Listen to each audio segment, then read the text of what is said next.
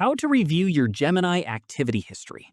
This tutorial shows you how to view and delete your past Gemini activity on your Android device. First, open the Gemini app on your Android device and tap the three lines at the top left to open the side menu. From there, tap the gear icon at the bottom right of the panel and tap Settings.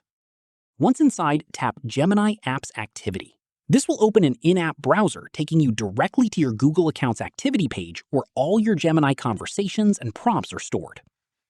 From here, you'll be able to scroll through and see a full history of everything you've asked Gemini, organized by date so you can easily find specific sessions. If you want to remove a specific entry, tap the three dots next to it and select Delete to remove just that item from your history. If you'd rather wipe everything at once, tap Delete and choose All Time to clear your entire Gemini activity history in one go. Keep in mind your activity history is tied to your Google account, so anything you delete here is removed permanently across all devices signed into the same account.